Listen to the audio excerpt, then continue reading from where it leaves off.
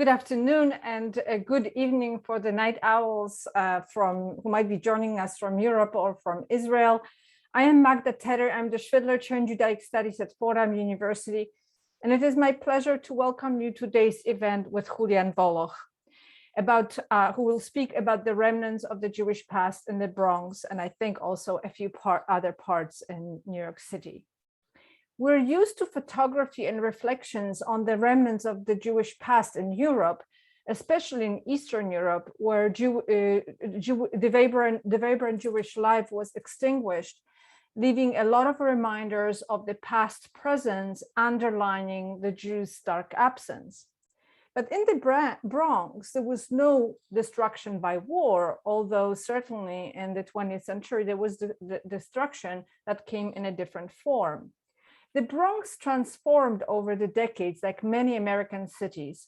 The Bronx was home of a vibrant Jewish community in the early and mid 20th century, many of whom then moved out to the suburbs with a few pockets still remaining.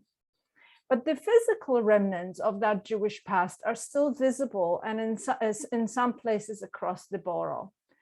One of my mentors in graduate school, Professor Yosef Haim Yerushalmi, grew up in the Bronx in the vibrant section of Crotona Park East. And my Yiddish teacher, Mordke Schechter, lived on Bainbridge Avenue, not far from Fordham. I'm therefore delighted to have Julian share his photography with us. We were hoping to have this event in person as part of an opening of an exhibition in the Walsh Family Library in the Rose Hill campus in the Bronx, but the surge of Omicron early in the semester did not allow us to plan for an in-person gathering. But I hope that the next academic year, we will be able to mount the exhibit and bring Julian back, perhaps then to speak also about his books. Julian Voloj is an award-winning writer and a photographer. He was born in Germany to Colombian parents, and his work has been featured in publications like the New York Times, the Washington Post, the Rolling Stone magazine, as well as many other national and international publications such as El País, Neue Zürcher Zeitung, Frankfurter Allgemeine, the Jerusalem Post, and others. He is the author of several graphic novels and biographies, including the Joe Shuster Story, the artist behind Superman, telling the story of the friendship between the writer Jerry Siegel and illustrator Joe Shuster, and putting into the wider context, the story in the wider context of the American comic book industry. And Ghetto Brother, Warrior to Peacemaker, a biography of Benjy Melendez, a Bronx legend, son of Puerto-Rican immigrants who founded in the 1960s the notorious Ghetto Brothers gang, and who later also found out his crypto-Jewish roots and began to claim them. Before I hand over the screen to Julian, I wanted to invite you to our fourth webinar, Scholars at War, devoted to the voices of Ukrainian scholars affected by the current war. On Friday, April 8th, that is in 2 days, at 9 a.m., we will hear from Tatiana Batanova about Ukrainian Yiddish and her own journey to Yiddish and Jewish studies. I am grateful to all of you for joining us this afternoon, and for supporting us throughout these years and months, especially the difficult months in the last few years, and making it possible for us to offer talks, films, exhibits, and more, and for joining us so often in such great numbers. I am particularly grateful to Siobhan Verletta, who is working behind the scenes and always making sure that everything works. And I'm grateful to the Knapp Family Foundation, the Pickett Family Foundation, Eugene Schwidler, and so many of you for your constant generosity and support. So without further ado, Julian, the screen is yours. Thank you, Professor Tedder, for this beautiful introduction. And yes, as you mentioned initially, we were hoping to have an exhibition that, will let's see, hopefully in the fall we can have this exhibition. Let me just see that I can get this on play. 1 second. So, okay, perfect. So as you mentioned in the introduction, there will be some images from Europe, and I want to start a little bit with this image and explain a bit the background, how I even got to this series, photographing Jewish heritage in the Bronx. So a little bit background of myself.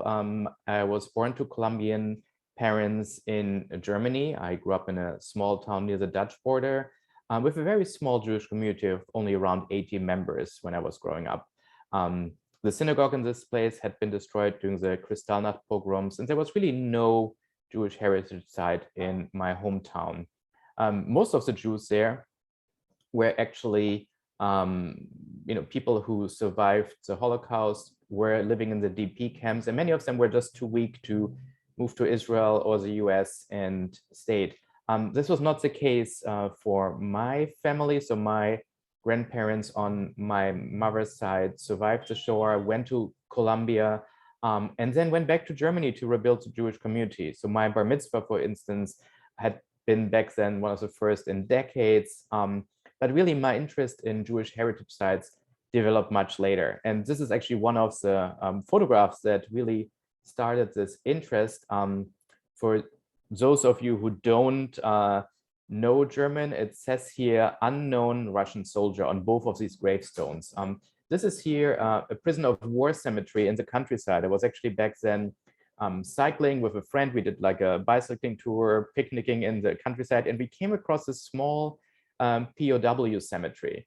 And as we were walking there, I realized that some of the gravestones had Stars of David. I think there were 4 of them. And 2 of them, like here, had just the inscription unknown Russian soldier, which really fascinated me, especially because since most of the Jewish heritage sites in my hometown were destroyed, this site actually was even maintained during World War II. So this is a World War I cemetery. And yeah, we have this sign there. It was really fascinated, and I took this photograph. And this started actually a conversation with my friend who was not Jewish, who basically told me that also in his hometown there was a Jewish cemetery. And I get to this. But really, this was the beginning of a series that I called Spurensuche, searching for traces in German. It won some awards, and this was probably like in the early 2000s that this series was started. Here, for instance, you see there is this is a barn in a small village called Drensteinfurt. It's very small. I wasn't even aware that there was a Jewish community prior to the Holocaust. And so a farmer was using this building as a barn. As you can see from the Hebrew inscriptions, it was obviously a synagogue before. Since then, actually, there was a museum founded for a Jewish heritage site in this area. And this is now a museum about the Jewish parts in this countryside. But back then, when I took the photograph, it was basically just still used like with by the farm nearby. So as I mentioned, my friend who grew up in a small village called Schöppingen told me that he remembered that there was like a Jewish cemetery. And so one day we were just driving around and we couldn't find it. It really is so small. It was between like a few bushes that basically marked the former fence of this. Interesting enough, while there was some documentation of Jewish sites in the area, this was actually on no map. So we actually brought it back into the consciousness. So it was like kind of like an interesting discovery. And from there, really, I expanded my interest in photographing and documenting sites. Here we see, and I really just, don't worry, we'll get to the Bronx. I just wanted to give a little bit background. So here we see the cemetery of Worms. It's believed to be the oldest surviving Jewish cemetery in Europe. Worms is one of the so-called Shum cities. Shum stands for Spira, the city of Spire. Varmesa, Worms itself, a Magenza mine. So it's a triangle not far away from Frankfurt. And this was really the center of Jewish life in the 11th century. Also most famous Worms residence was Rashi. And here we see the entrance to a medieval mikvah. And here another view of the mikvah, which is also believed to be one of the oldest mikvah structures to be found. So from my travels in Europe, which, you know, I've shown a few exhibitions about this topic in Germany mostly. So for my travels in Germany, I went around Europe as well, and traveled extensively in Central Eastern Europe. Not going too much into this, I just wanted to show like a few interesting sites. So this here is taken in the Czech Republic. It's a photo from the city of Terezín. It was probably most known by its German name, Theresienstadt. It was a Nazi concentration camp built in this village. It's about like 60 kilometers, so 40 miles northwest of Prague. And so this building actually has an interesting, surprising Jewish heritage site. When we go in, we see this small prayer room, or the remnants of the small prayer room, which was a secret prayer room where services were held under Nazi occupation. It's a windowless room, but the walls were really beautifully decorated and painted, and you can still see a little bit of it. So it's something I think most people, when they go to visit the concentration or the site of the former concentration camp, will not be even aware of. And this is in Bratislava in Slovakia.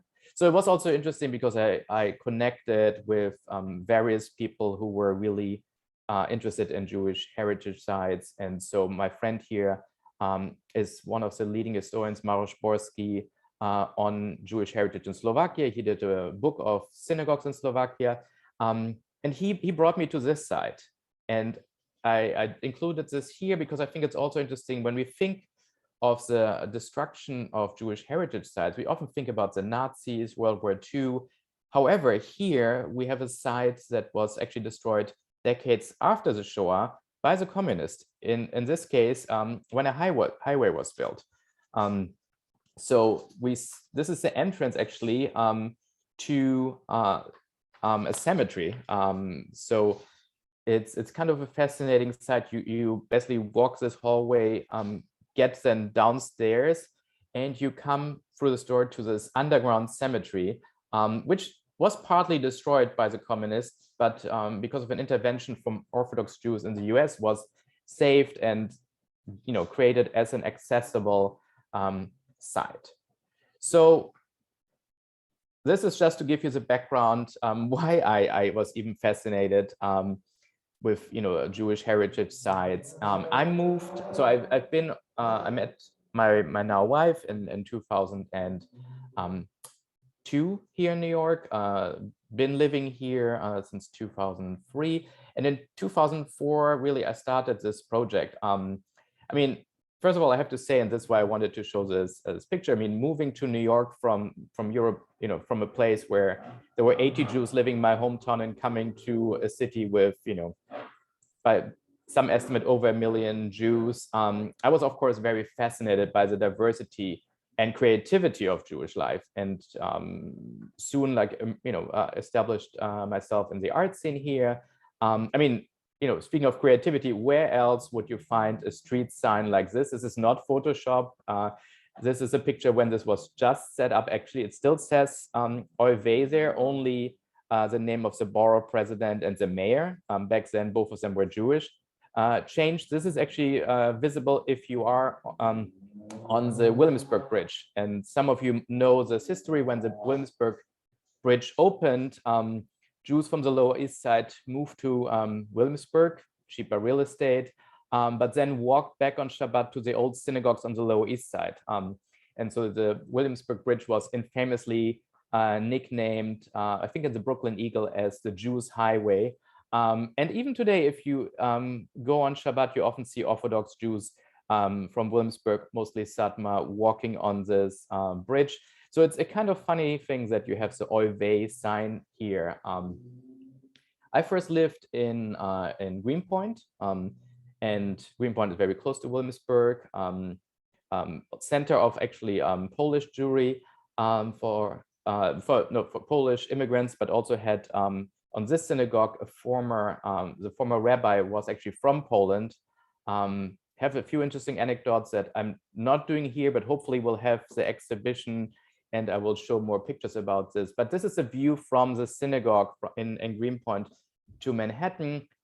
Some of you might have seen this image. It was on the cover of the book Jews of Gotham, an anthology of the City of Promise anthology about the history of Jews in New York. And really it started like there, visiting this historic synagogue, just curious about like, historic Jewish sites. And interesting enough, most people, while there is like this heritage tourism in Europe, this was at that time not really existing. So I really started, of course, on the Lower East Side, where I went and found, or I was told about the oldest Jewish cemetery, which is in today's Chinatown. Here is a photograph that I took on this cemetery. Of course, if we think about, New York Jewry, we think about the strong Ashkenazi culture. But interesting enough, in 1654, I'm sure many of you are aware, the first Jews came actually from Brazil. These were Sephardic refugees. So Brazil, the northern part of Brazil, had for nearly 30 years been under Dutch rule, had relative religious freedom. When the Portuguese recaptured it, there was fear of the Inquisition.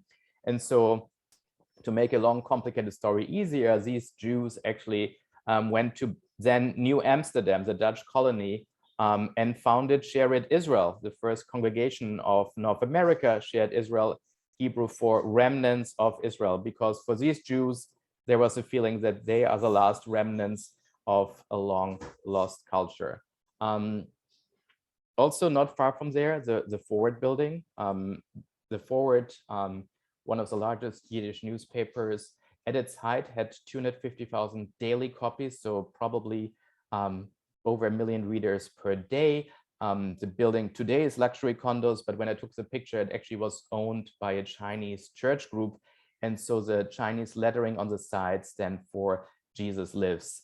So only in New York, you have here at this building, the Yiddish socialist slogan, Vorwärts, forward, and then on the side, Jesus lives. And of course, today, luxury condos. This is very New York. But from this now, let's go to the Bronx, which will be the focus of today's presentation. So the Lower East Side, of course, was the center of Jewish immigration. When we think about Jewish neighborhoods, of course, the Lower East Side comes first to mind. End of the 19th century, early 20th century, it was the immigrant neighborhoods. Jews from Central Eastern Europe fleeing poverty, pogroms, persecution, ended up here. There is an interesting scene in the first talkie, so the first movie with sound, The Jazz Singer, 1927. Al Jolson plays the son of a rabbi who wants to become a jazz musician. And actually the first scene with sound is a scene where he comes back, so he's now a successful musician, comes back, goes to his mom and said, "Mom, I'll take you out of here. I'll take you to a wonderful place. I'll take you to the Bronx. Everybody's already there, the Goldbergs," and so on and so on.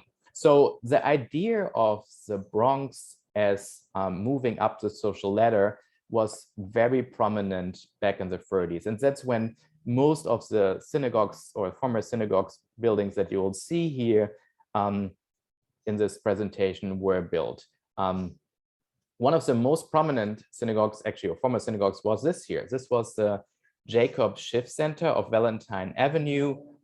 If you are aware where the main branch of the Bronx Public Library is, it's really around the corner there. Jacob Schiff was one of the most important philanthropists of his time, maybe as influential as maybe in later days, some might know like Edgar Bronfman. He was on the board of the Joint Distribution Committee and many other organizations.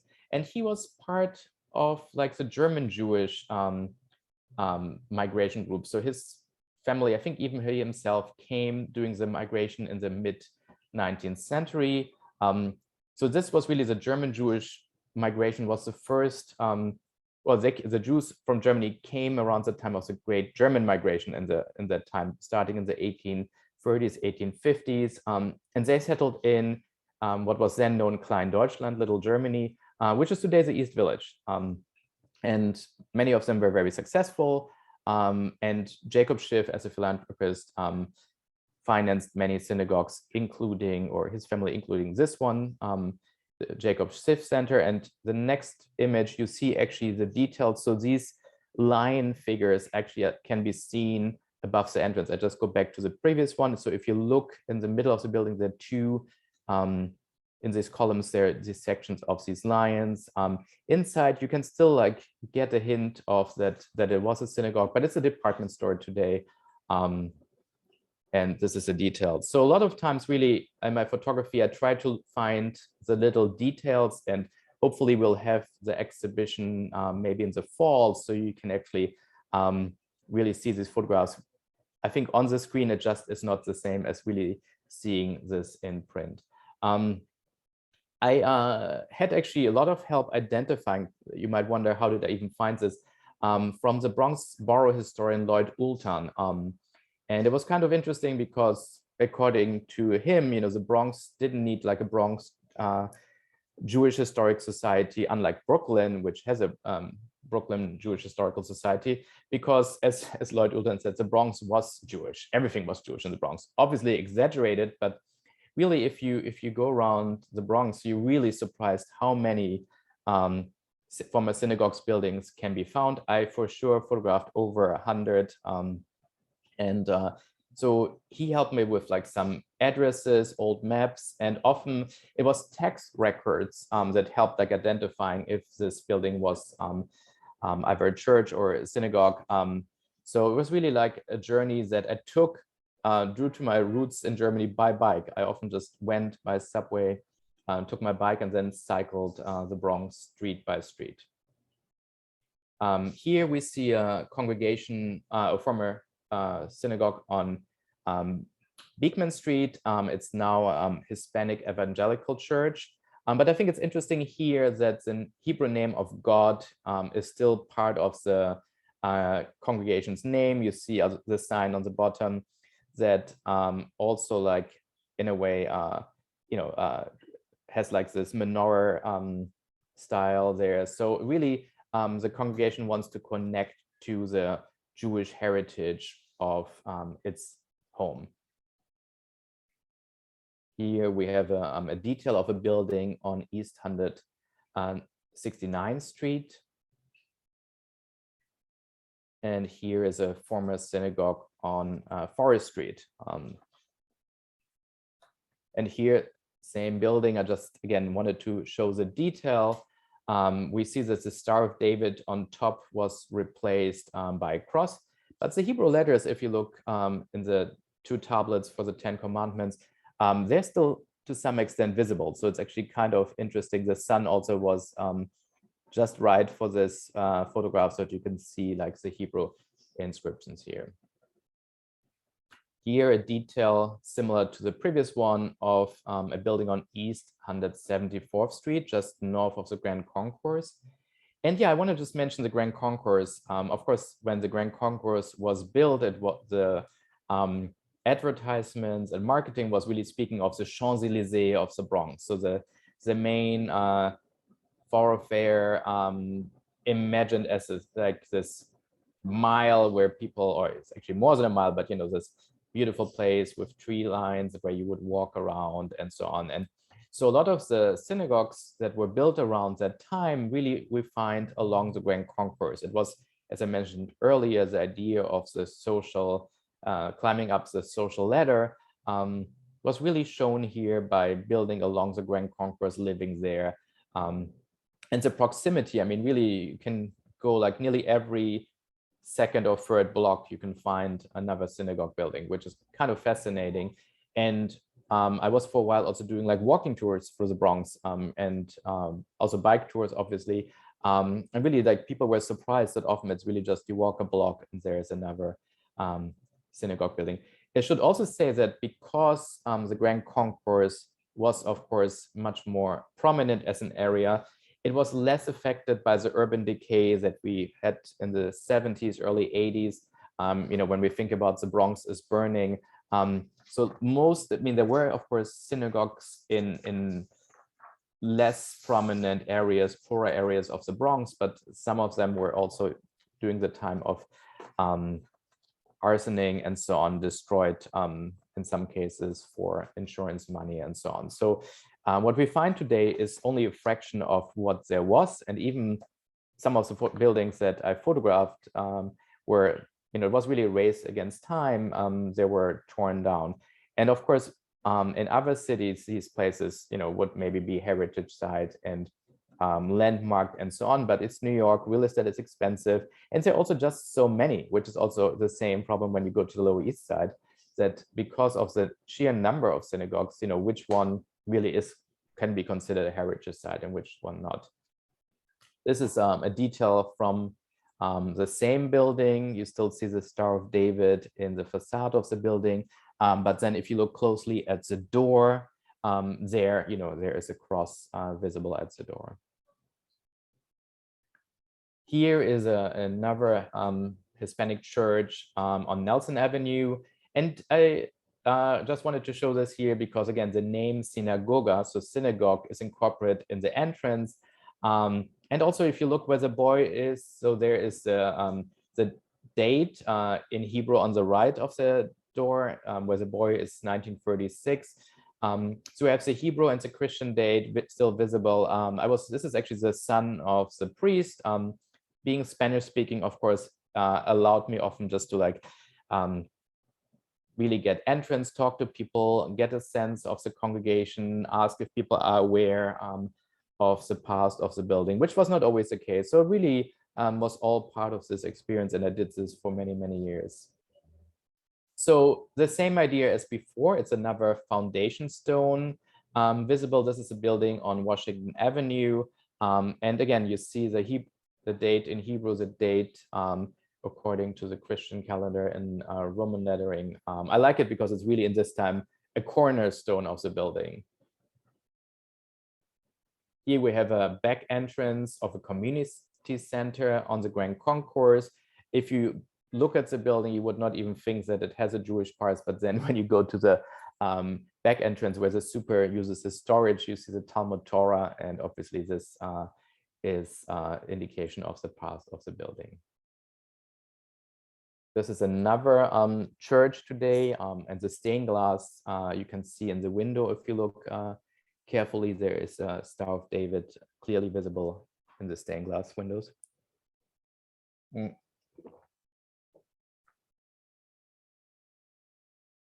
This here is former Hebrew Institute of University Heights. Back then, when I photographed it, the building was abandoned and it was really in a bad shape. There were a lot of rats inside and so on. It's actually now renovated, looks really, really good. But which also shows a little bit how the changes that were happened. I think it was the right timing for my documentary because first of all, I never felt, I get this question a lot, were you afraid? I was never really afraid. It wasn't dangerous or anything to do it. But, if 2 decades before, a lot of people who think about the 70s, 80s Bronx, were thinking about high crime and so on, which really was not an issue. Being a Spanish speaker, of course, makes it a bit easier. But so I was there while a lot of these buildings, because of the general real estate boom, were renovated, in some cases torn down. So I documented really the area in this transitional moment. You see, of course, the Star of David, the 10 Commandments. So these are recurring themes of any Jewish building. So this was a school, of course.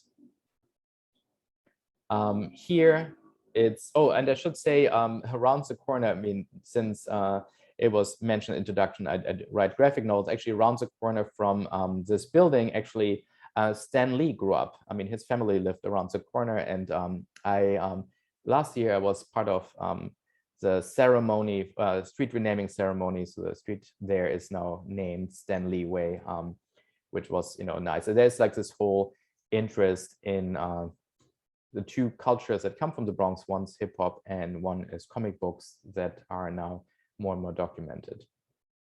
Here we have a fence in a tenement building. The top triangle is missing, but obviously it used to be a Star of David, indicating the building's past. And this, I think, was a bit unique. I've only seen it in one building, again, along at the Grand Concourse, I think around like 180th Street. It's Shalom written in Hebrew lettering on the side of the building, everlasting peace. I don't know the backstory. I tried to figure out, why this, but I think it's like a beautiful little detail that I found in a building. Another from a synagogue where, the recurrent theme, you see that the tablets of the 10 Commandments are an indicator of the building's past. But if we look carefully, you can actually see that there is, again, like the date indicated in Hebrew lettering. And of course, if you look closer at the tablets, you see that the stars of David are still visible there.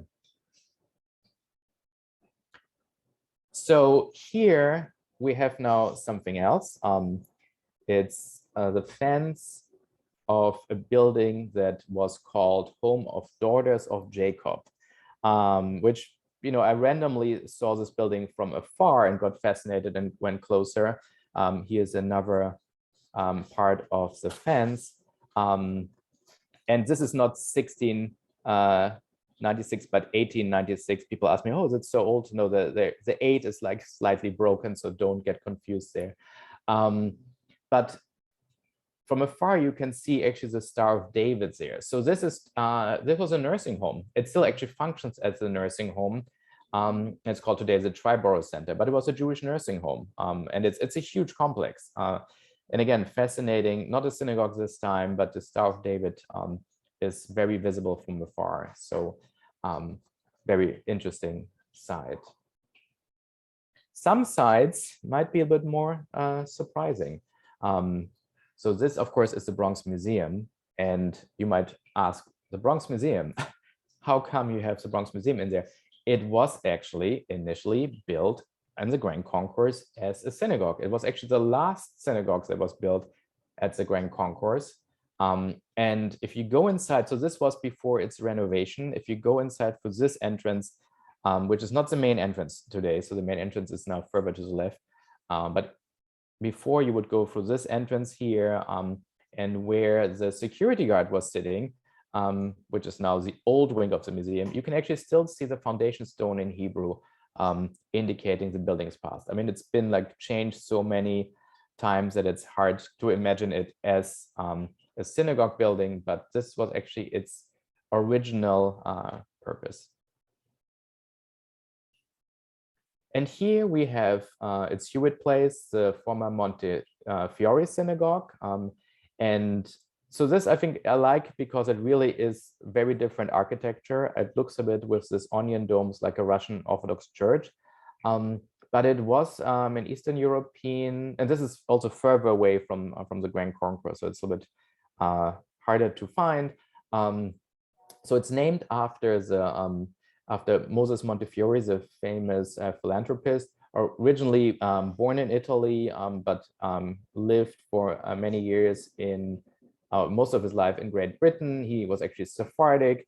For those of you been in Israel, I mean, there is this famous windmill, Montefiore windmill, also named after him. So I like this because it's very different architecture than most of the other buildings. But it used to be also a synagogue.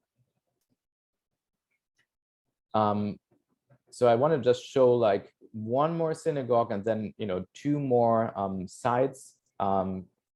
So and then really, hopefully there are a lot of interesting questions. I'm happy to talk more about it. But I like to show this because again, it has to do with timing. So this is a former synagogue on Washington Avenue, the Hebrew lettering, the Star of David. All of this, of course, indicate this. And I was lucky that I actually arrived there when they just started the renovation of the building.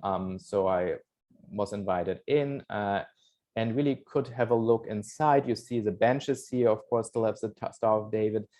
They had removed, so it had like 2 levels, a women's section upstairs, but they basically made it like 2 floors. So they just because of cost, it's more expensive to heat the room and so on. So they created a second floor where the former women's section was. You can see slightly where the balconies were, but this is all closed up now.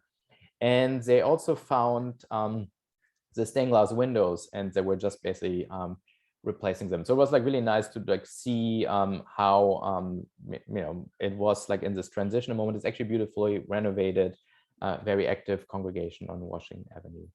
So I want to end my presentation of the Bronx with two more unusual sites, because we see the synagogues, even if it's exciting just going and discovering it is with like a treasure hunt. Of course, like it is a little bit repetitive just seeing this. So I wanted to like show two sites that you might not think of. This here is actually taken on Arthur Avenue, so not far away from the Fordham University campus. So Arthur Avenue, of course, for those who are not familiar with it, is like the Little Italy of the Bronx. And yes, I mean, 99% of the stores and so on back in the day were Italian. However, there is also the famous Title Brothers, Jewish immigrants. And of course, we're not surprised knowing New York's history, the Lower East Side, there were, Jews and Italians living alongside. And that was also the case in the Bronx. And so here we have, as an indication to their past, a Star of David at the entrance when you go into the building. Most people miss it when they go in, but if you are on Arthur Avenue again and go to the Title Brothers, just take a look and you'll see the Star of David. And this actually, and in a way we're coming now full circle because of the German Jewish connection, is the Lorelei Fountain. So the Lorelei Fountain was, let's start with this. The Lorelei is probably the most famous German poem. It's probably as known in Germany as like the New Colossus by Emma Lazarus here in the US. And Emma Lazarus is also like a nice connection, because Emma Lazarus was the one who translated the poet who wrote the Lorelei, Heinrich Heine, into English. Heinrich Heine was Jewish, like Emma Lazarus. And so the interesting thing here is that if you look at the poem, the poem is part of the fountain, as is the face of Heinrich Heine, you might be surprised to see that the poem is actually in German. So the reason for this is that Heine, the fountain was created for the Heine centennial in 1897 in his hometown Düsseldorf. But around that time, there was rising anti-Semitism, and really the fountain and the whole idea of honoring Heine was rejected.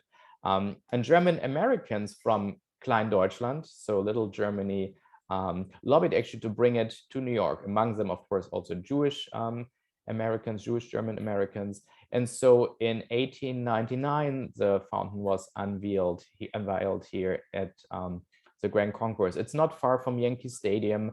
It's still there. And in a way, it's like a beautiful full circle thing that we end here with the Heine Fountain.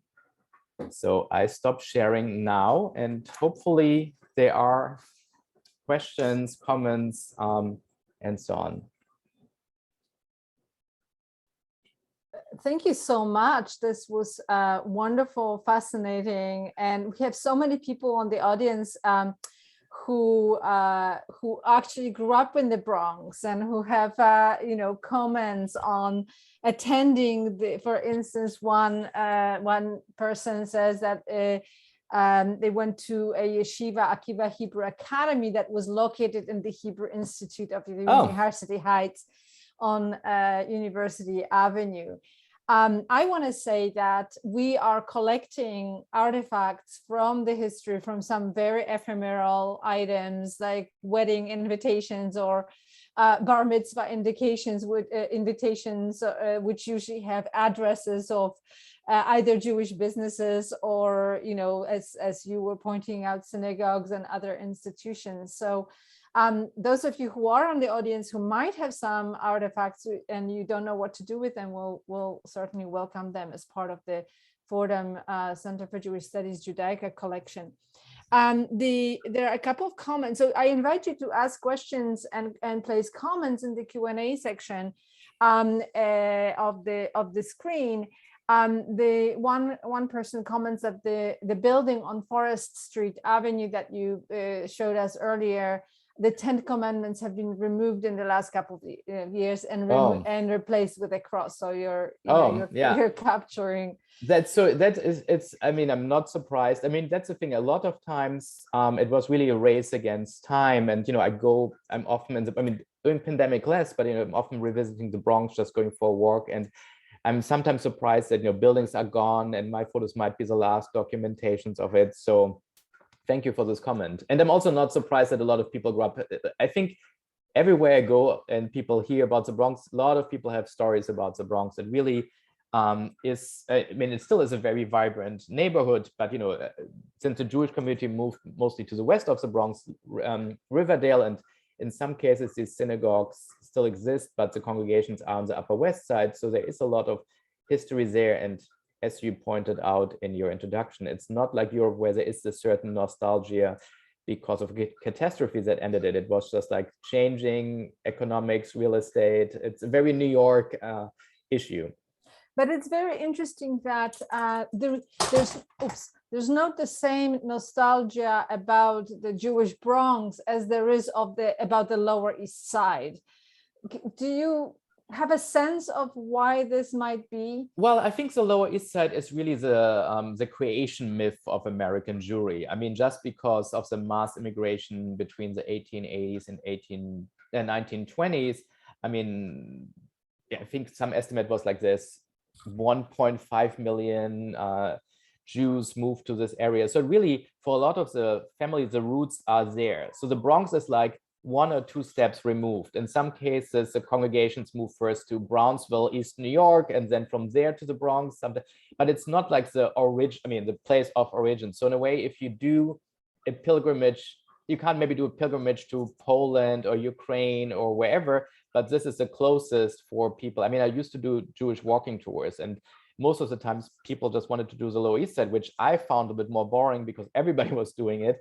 But just because it is like, my family came to Hester Street or whatever it was. But we did a few like tours of the Bronx, and people were just fascinated. I think also the Bronx still gets a bad reputation from an image of violence and crime and so on from the 70s, that people are less inclined to like go on their own. So people, and they're really not like these. I think also the proximity in the Lower East Side it's very easy just to walk zigzag through the Lower East Side. The Bronx, even if the Grand Concourse has a lot to show, it's still like a longer walk. That might be also part of it. So again, some of our attendees are sharing their experiences of being bar mitzvahed at the congregation Adat Israel on the concourse. Another person shares that her or their grandparents died in the Daughters of Jacob home. So there are a lot of experiences here, and there are a couple of questions about your records, how you kept records, and whether you have mapped or you have maps of your sites. So yes, so it was technology-wise. It was when I started it wasn't as developed yet. So there used to be normally the annual New York bike maps. So what I did is I got like the records of like addresses and just basically put like dots on the bike map, hopped on the subway and then cycled, and then basically wrote down, I mean, everything's still handwritten, not on a computer, like, okay, this side, there is this. And I would say in over half of the addresses that I identified, there was nothing left. So it was often like, oh, you go there and, oh, there must be something. And then you go like, no, this is a newer building. That's not what it was.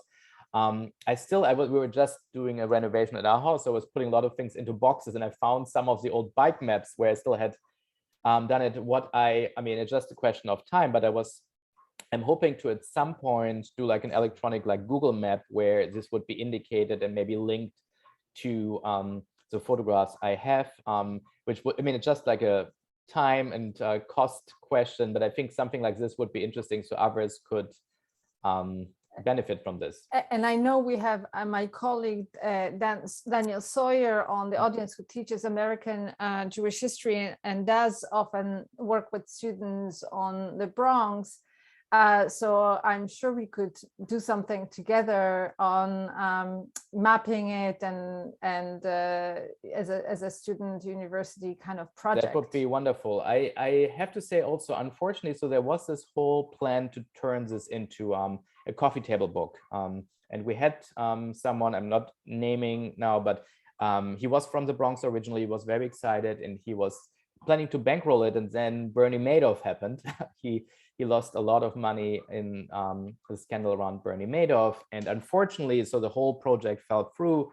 And as I was actually preparing for this, I said, yeah, I really want to like revisit this idea. I mean, I probably have documented 1,200 sites across New York City. I mean, I was spending also a lot of time in Brownsville, East New York, but I really feel like there is something to it, especially because a lot of these buildings don't exist. And I was fortunate enough to go inside in some cases, photograph.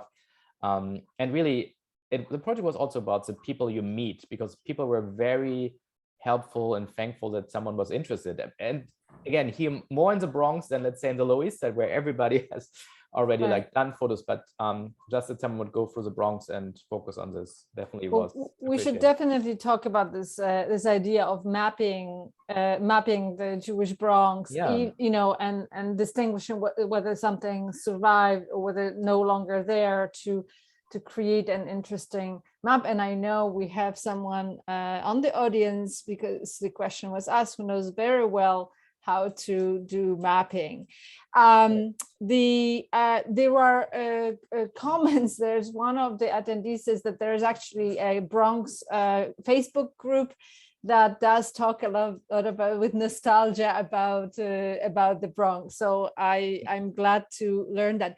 Another question was about the Pelham. A couple of questions are about the Pelham Parkway section, whether you've taken any pictures on the Pelham Parkway section of the Bronx. Yes, I was also there. I mean, I have to say this project started around 2005, and I probably worked on this until, let's say, 2014.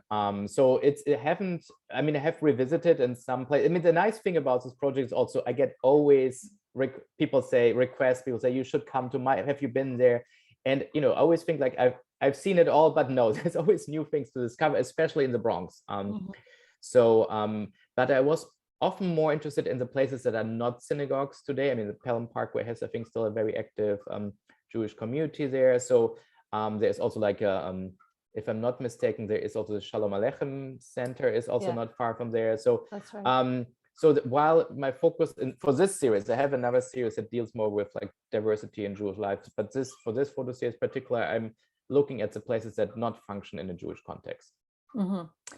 So again, sharing some experiences. One of the attendees grew up on Theriot Avenue near Parkchester in a building that was about 50-50 Jewish and Italian, and they just looked at the 1950 census, which was just released and bring back some memories. Someone was bar mitzvah in 1965 in Tremont Temple. So there are a number of experiences. So another question is, what about Jewish sites in the East Bronx? A person writes, I grew up in Parkchester, which was depending on which apartment building, primarily Jewish local synagogues for bar and almost never bat mitzvahs.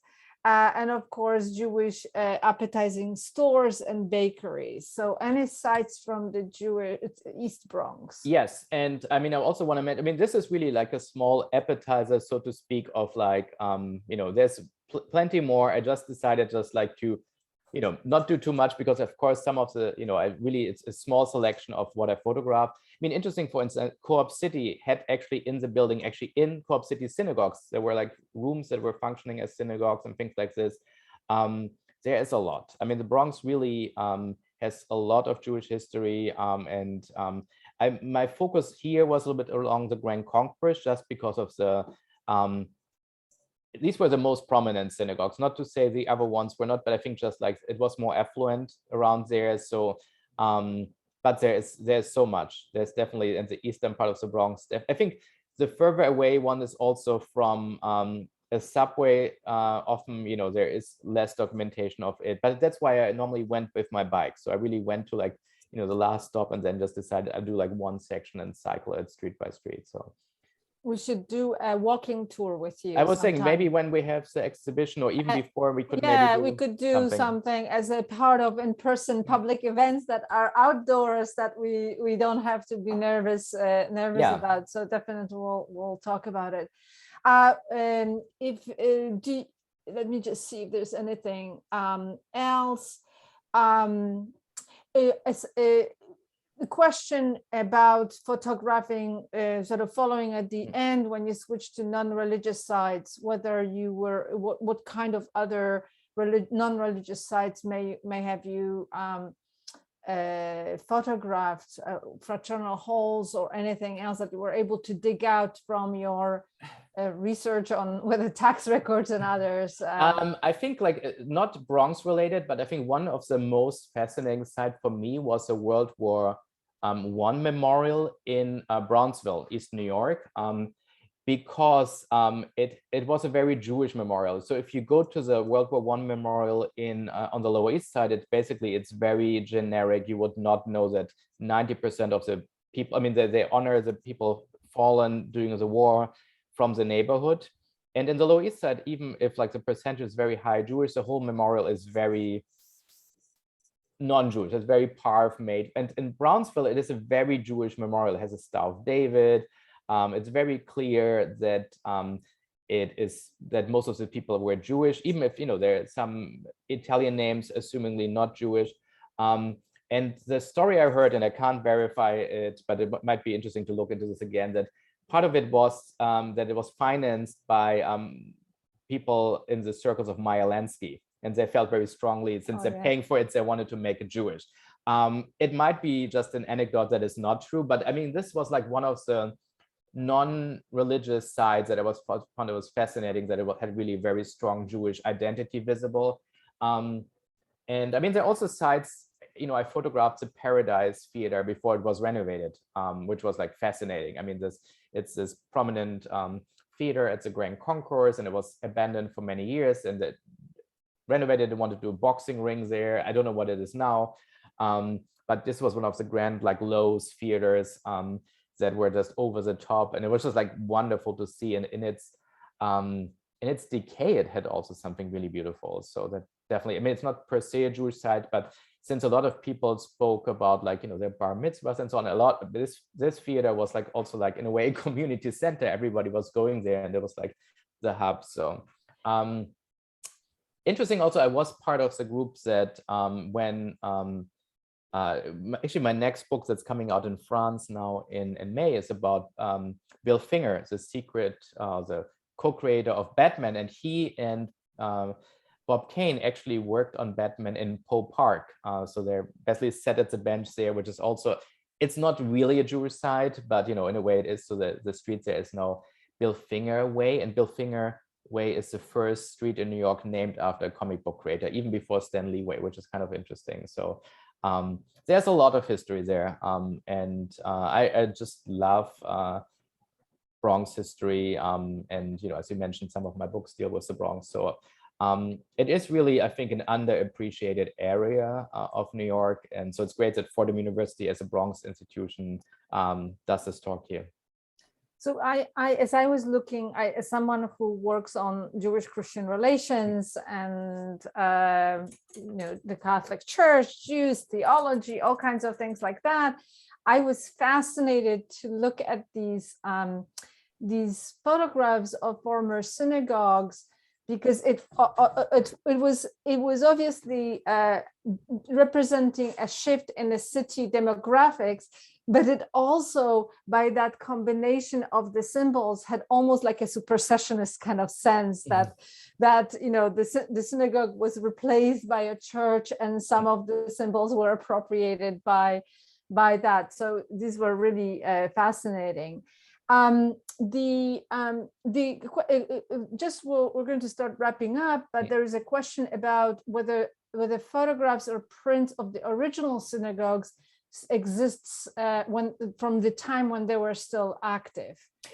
Yes, and some, not from everything. I mean, also because, you know, the 1930s photography was just not as prominent. So, but there are, I mean, if there is one website, I think it's just bronxsynagogue.org. Yes, and I will share that. That's right. Yeah, that I also used as a research from in my research. I forgot now the historian who did it, but he often had. I mean, that was actually a wonderful resource for me, going to bronxsynagogues.org, just to look, because I mean, some places don't exist anymore, but his photography, I think, is from the 80s or 90s. So it's also interesting even to contrast my photography to his photography, but he often has on his website, I'm really blanking the name of the historian, but old photographs that people submitted to him. And I would imagine that if we had all these addresses, we could also look at the tax photographs, yes, right? That were yeah.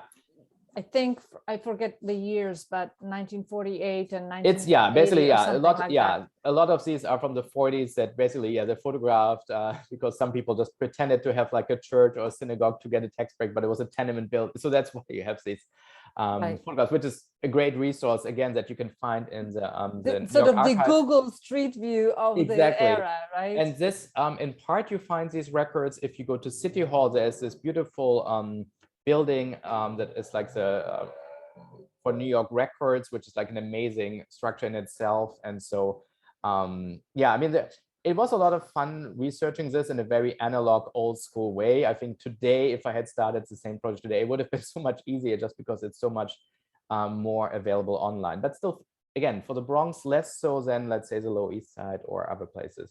So the Seymour Perlin is the historian who worked, yes, on that site, and a couple of the attendees are mentioning the the photographs for tax purposes that I mentioned from the 40s and the 80s. So, so thank you so much. We will definitely do more. I mean, we are planning the exhibition, which I hope you will attend in the Bronx as it is appropriate.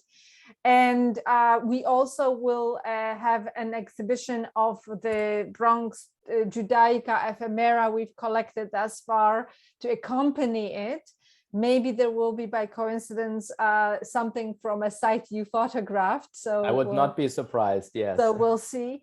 And we will plan to do a walking tour. That would be fascinating. Wonderful. And wonderful. Working with my colleague Daniel Sawyer, I'm sure we can have some fantastic programs together. So thank you all for an amazing contribution to the discussion and sharing your stories. And thank you, Julian, for joining us. It was a long time in the making, but we made it, and I look forward to more. And I hope you all will join us for other events as well. Thank you. Thank you. Bye. Bye.